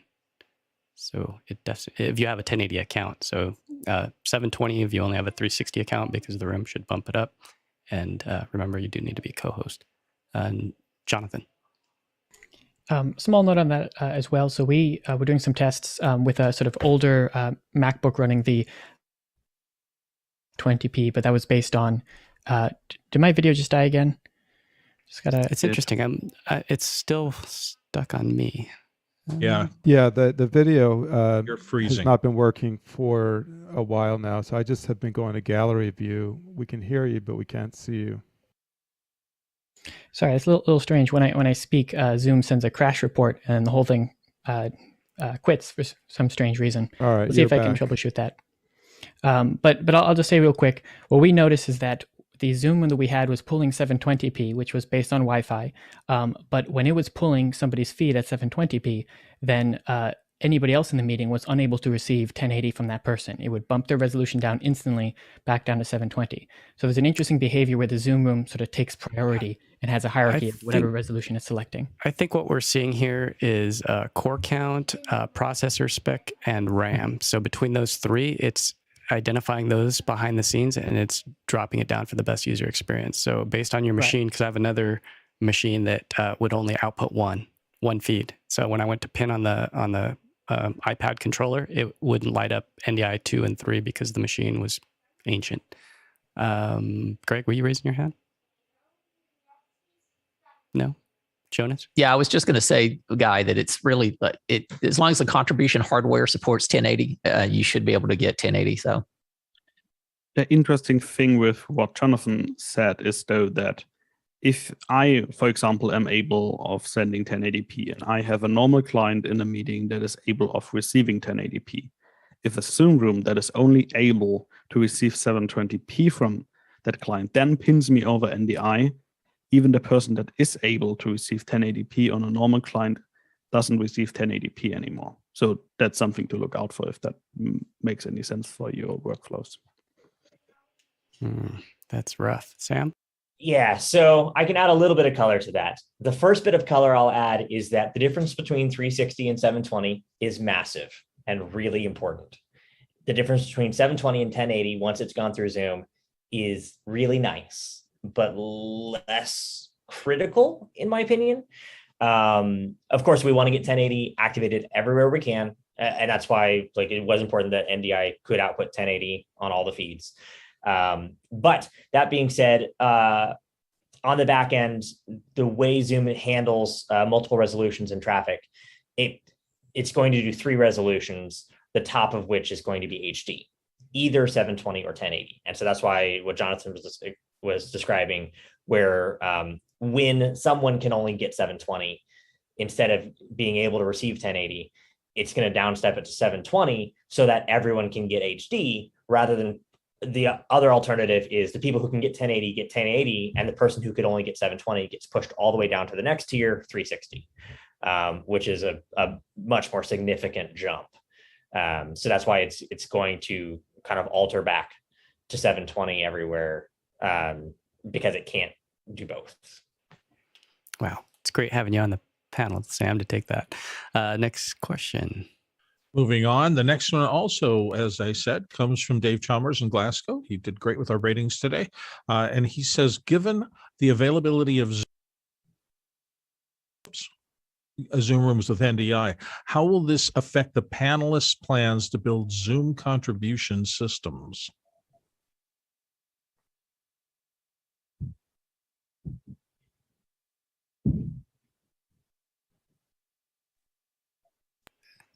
Crickets. Cue the crickets, Jeffrey. Sky and Jim Hankins.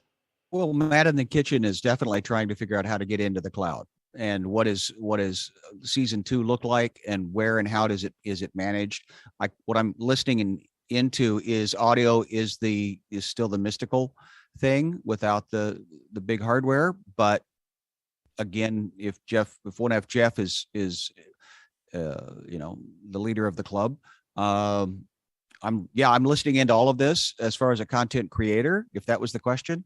How do we get the best experience for the audience is the goal for me. So that's my answer to that question, if it was not an answer. Jim Hankins and then Jeff Keithley. Yeah, I would just say that echo what Sky said, that this definitely kind of changes the game in my mind, because I've been, for my own use case, and definitely I'm going to be looking very long and hard now with Zoom as a contribution component, just because of the ease. Looked at other solutions with other types, whether that's a streaming bridge or Epiphan Pearl or what have you, but the ease of facilitating this type of experience is very, very attractive to me. Go ahead, Jeff. I think it definitely comes down to ease of use. That's the biggest thing that we're always fighting, right? Is what's familiar. Some companies will say, nope, Teams, period. Nope, not going to touch Zoom.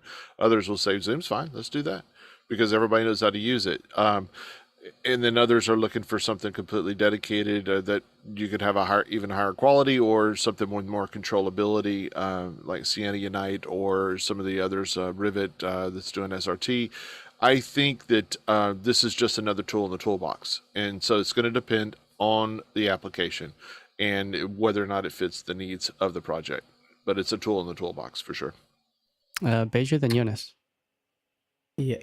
I'm just going to add to that having the choice to be able to use something like Zoom Rooms to do NDI out, or having ZoomISO available, really opens up a lot of options, especially for smaller, more cost-effective productions, because it gives you the option to do a lot more better production quality compared to having to set up separate Zoom ISOs as we have done in the past. And both of them have pros and cons right now. So we don't have an immediate need. So we'll probably be testing both options to see which works better for which use case. It probably might end up, we'll be probably doing a combination of having Zoom Rooms and Zoom ISO, because both have certain strong points which make certain workflows better. Jonas and then Greg Gibson. One interesting missing thing still for the Zoom Rooms is that we have some availability over the CLI or the API to control who is pinned to NDI. If that is coming, then you can do a lot of amazing stuff with just one Zoom Room, because there are ways how you can get free clean outputs by resizing your monitor in the cloud. So you could have 3 outputs. One of them is active speaker, and as soon as you know who is speaking, you just pin that person and get ISO audio from a lot of more people than just 3. And combine that with some vMix magic, and you suddenly have a lot more ISO audio than you think you can have from one Zoom Room. Exciting. Greg Gibson. Yeah, as somebody who does a lot of events, I do a high volume of events, every week. My plan is to integrate this right away. In fact, I'm not, you were asking about using it in production. I'm not CNN, but I'm going to be using it in production in about another 90 minutes. So, and I've got an event coming up with 5 panelists. And so I'll be using 5 NDI ISO feeds to do that production. Wow. Cutting edge beta drops, and Greg's all over it. Or actually the final build drops in the morning and he comes out swinging. Let's go ahead and take the next question. And it's the last one from Dave Chalmers, who had those 3 top rated. Anyone found a good solution to NDI to SDI conversion with integrated Genlock for reference signals other than a separate frame sync? Jeff Keithley. Actually, I think there's only 1, maybe 2 devices that have reference capability. The TC1 NCIO is one of those devices by Newtek, and I believe it was not a company that was very common. It's not like BirdDog doesn't have it, Magewell doesn't have it. To find something that does Genlock in actual frame syncs, that's not really part of the workflow right now in a lot of those devices. Alrighty, next question. Douglas Carmichael's up next with, for producers with smaller setups where Zoom Rooms don't fit their workflow, would NDI in the main Zoom client be a better choice? Sam, is that one that you can give some color to? Yeah. So I guess they said for smaller where Zoom Room doesn't fit. And I guess I'm not totally sure what that means, because the only real difference is going to be the $50 a month license fee for the Zoom room. As far as like the size of it, like it installs on a computer. You take the same computer you were talking about, Guy, running it on an old Mac Mini. So like there's not a physical component. There's not a gear entry limitation. You don't need a Zoom room appliance specifically. The Zoom room appliances don't do NDI right now. It's Mac and PC that does. So I guess I'd be looking for a little more color as far as what doesn't fit about Zoom rooms for like the size of production. There are definitely reasons for me that I would do another option. Again, I'm running ZoomISO back here because I'm doing it to an Atem Extreme. And so we're doing the Decklink solution to get hardware outputs there. But I don't know that the scale of production would drive me. More so, what do I need? How fast do I need to go about? Do I need more control and pinning? In which case I'm probably living in a Zoom OSC or a ZoomISO world, or can I just take my panel 1, 2, 3 NDI and go and I'm doing it in vMix? Oh, that's an interesting one. So you're faster on ZoomISO, it sounds like, than Zoom rooms with the controller. Is that correct? Because you have the ability to use API calls and just functions via like Stream Decks and things like that. Is that the reason why? For this particular show, yeah. So for this show, we're going to have a large number of people. It's not scripted. It's going to be very reactionary as they join up, and we need to be able to pin one down onto an NDI feed and throw that, pin one down onto an output feed, which is going to be coming out the Decklink into the Atem. So we'll have a couple inputs kind of reserved for anyone from this call, whereas most of it is a one-way broadcast from us out. So any audience participation is going to be coming back through those two. We're actually using 2 channels from there. I love that. I mean, from a price comparison as well, it's what, $250 for ZoomISO, Jonathan? So we're looking at $50 a month, so $600 a year versus $250 once. So I mean, there's something for everybody. So hopefully that helps answer that question. And let's go on to the next one. Dave Chalmers from Glasgow is back. Is there any likelihood of third parties like Liminal getting isolated audio for ZoomISO? Jonathan. All I can say is that it's a high priority for us, and we think that it's a strong likelihood. So we are working on that and hoping to have that in one of our next major releases. Awesome. Next question. Douglas Carmichael's back with the system changes to Zoom rooms makes to your with the system changes that Zoom rooms make to your Mac. Would ZoomISO be the best solution for isolated Zoom feeds on a Mac, also used for other tasks? Jonas. There are reasons to use ZoomISO versus a Zoom room. I don't think the changes that a Zoom room does of those reasons. Can you still hear me? Yeah, we're getting a little bit of a dropout. I don't know if we're going through a Zoom storm. Zoom, I had a little issues. Zoom just crashed on me. So because there's a list on the support page available that lets you view what they change and make it back. Interesting. Anything, Greg, you want to go ahead? And then Greg, then Sam. Yeah, I mean, I was just going to say, if you haven't used a Zoom room before, it's almost a little overwhelming at first because it does completely take over your computer. It takes over all your screens. If you're on a Windows machine in particular, it's hard to kind of get back to the desktop. But I mean, and it configures itself to auto start every time you launch the computer because, it's made to be on a dedicated computer in a conference room, but you can go in and turn that off and then you can launch the room as you need it. And so I don't see any reason. I can't speak to Mac specifically, but I can't think of any reason why you couldn't use it on a machine that also gets used for other things as well. You just couldn't do it at the same time. That's the only thing, because when you do use the room, it takes over the entire machine. Sam, Right. did you want to add on to that before we move? Yeah, so just adding to what Greg said, that the biggest things that it changes, most of the settings are optional, but it's going to be things like turning your screensaver off and not putting your computer into sleep mode and that sort of thing. That, again, you can choose a lot of those auto login type stuff.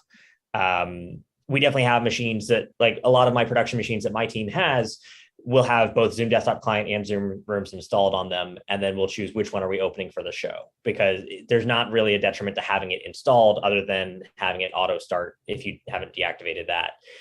But then, yes, while it's running, it's basically a kiosk mode. It's designed to be a computer behind displays in a conference room. So it wants to get rid of the OS experience. So while it's running, you could have apps running in the background. Like if I had Companion running on that or something, just as a background app that I don't need access to, but throughout your event, that computer is dedicated to Zoom Rooms. That's what it's doing as far as what you see and interact with.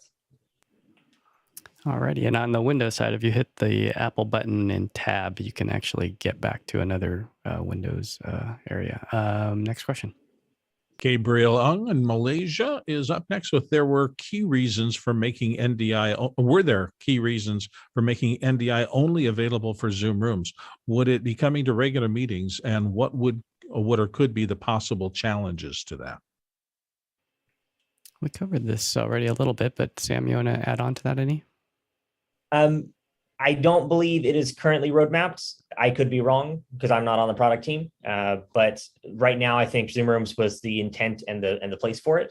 And it's both because of the way it can in the future interact in our larger spaces, as well as being able to get, the ask was for a broadcast box. The ask was, hey, we're a broadcaster. We want a box that takes Zoom calls and gives us feeds.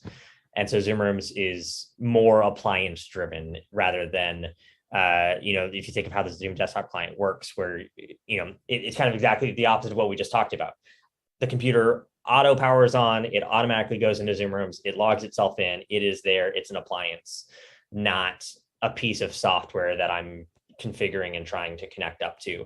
So from a broadcast standpoint, that made a bit more sense. I think there was also something to the speed of where it fit and how we were able to take an existing feature or something that was pretty close in the behavior of Zoom Rooms with the much closer to locked off, cleaner UI and just output the video from there.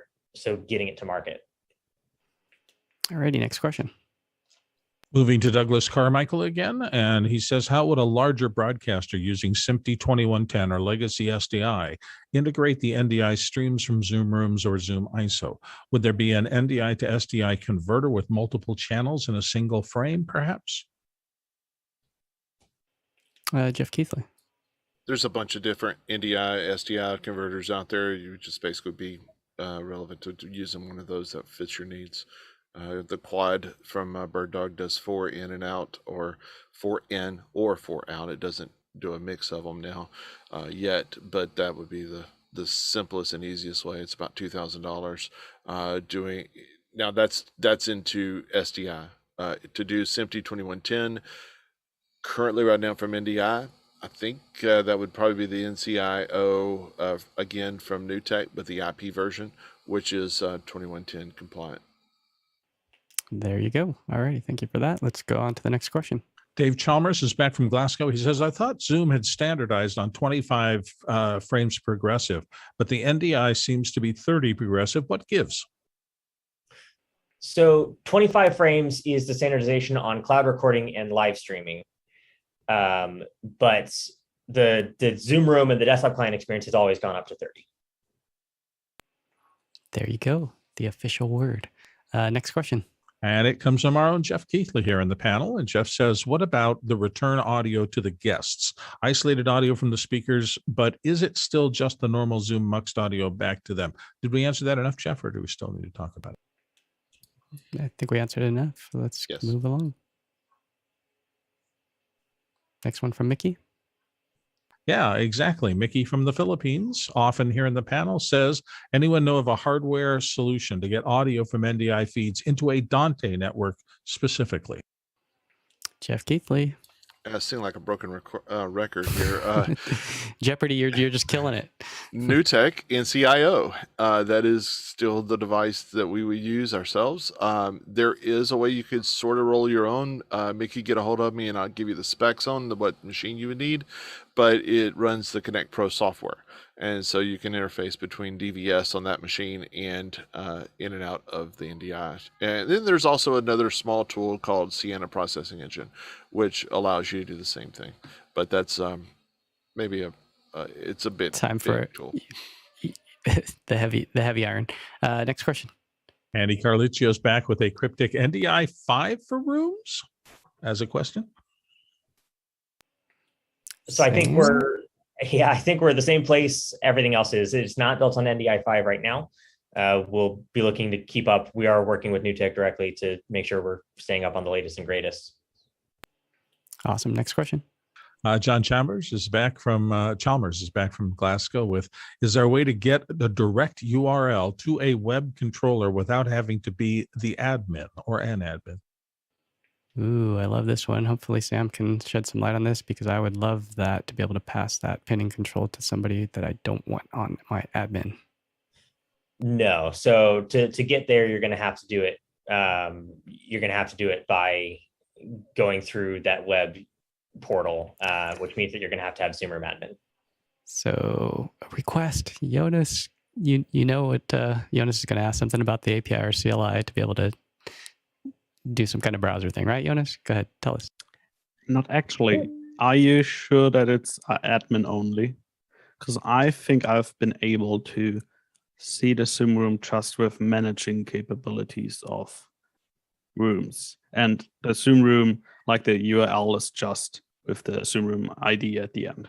So you can build them yourself. They are not something magical. It only checks your authentication if you're allowed to manage the Zoom room on enter. And you can allow people to manage specific Zoom rooms, specific locations, or account level wide. Right. So yeah, it would be Zoom room admin. It doesn't have to be admin for the whole account. It doesn't have to be the account owner or the standard admin. It could be a custom user role as long as it has admin rights to that Zoom room. Interesting. That's cool to know. All right, next question. Chris Widener's back from Lafayette, Indiana. And Chris says, any benefit to an Intel Mac Mini for Zoom room control compared to an M1 based Mac Mini? I don't think there's been enough testing. My $699 M1 seems to be smoking. I mean, it's doing everything that I can imagine that it would do. It's holding up like a champ. So the other machine that I've tested on is 2014 MacBook, and that one seemed to be equally as powerful. Actually, I only pulled the 3 pins. I didn't do a full 5, so I'll have to run some more testing. It would be about the equivalent of an Intel Mac Mini. And Beiju. Yeah, the only thing, the issue that might be currently is that if you have a Dante workflow, because Dante is not yet supported on M1 properly. So you have to use an external IO device to get your audio in or out of that system. So if you are dependent on that, or if you need to do anything more complex with audio, you might want to hold off and stay on the Intel. Otherwise, the M1 probably looks like a good bet. Next question. The second to the last one on the regular, and just in Zoom NDI, we got a couple of laggards, but I don't think we're going to get to them. How would you run Zoom rooms or Zoom clients in the cloud? Wouldn't there be a latency issue transporting NDI over the internet? Jeff Keithley and then Jonas. And the simple side of that is the Zoom room is running on a virtual machine in your VPC. So all the NDI is contained within your VPC, your virtual private cloud. There's nothing going over the internet that is actually NDI at this point. All we're doing is just controlling a machine, somebody else's machine, in the cloud at this point. And it just so happens to be camping right next to the backbone, so its latency is much lower than what you would have physically on your facility in the ground, unless you are right next to the backbone as well. Jonas, go ahead. Yeah, never leave the cloud. Like my video signals right now enter via Zoom and leave via Zoom. Maybe some mix of SRT and maybe sometimes up to YouTube, but just never take them local if you don't need them. And if you need them, yeah, don't do it in the cloud. Then you have latency. Converting it to SRT via public cloud or anything else, you will get latency. Do it locally at that point. Alrighty, last question looks like from Jason Beish. And we've got a minute and a half to get through the last one. Jason Bass asks, I see a DJI Ronin RS2 in the background. Any plans to incorporate camera control via the Ronin to any degree? No. Sam? No. This is totally separate. Awesome. Well, thank you so much, Sam, for being a special guest today. We really appreciate hearing it from the horse's mouth. You really opened up a lot of eyeballs, and I'm so proud to see the launch actually occur. And it looks like a lot of us will be using this in real productions, including Greg, in about, 70 minutes now? Yeah, you should post a link in the chat, Greg, to your show so we can take a look at what Zoom Rooms NDI looks like full blast on a real production. For the producers, you guys did a fabulous job of putting up in the questions. Douglas Carmichael, always a rock star, putting in some. And Jeff Keithley, thanks for stepping up with all your answers. And I will see you guys in the post show, hopefully. For those of you that don't know where that's at, it's in the email message that you get every day. It looks like we will be hopping there in a few seconds. And Jeffrey, thank you for screen scraping and putting the feed out to YouTube. And we'll be back to our regular schedule of programming when Alex gets back into town. I believe, Bill, are you hosting the show tomorrow? I am. All righty. We'll look forward to seeing Bill tomorrow. So producers, load up your questions and prepare them for Bill. I'll be in San Diego, so I'll be off on vacation. Won't see you guys. So have a great week, and we'll see you later. Hey, I'm in San Diego too. You can come over and we can co-host from my office. That would be cool. All righty. Let's do that.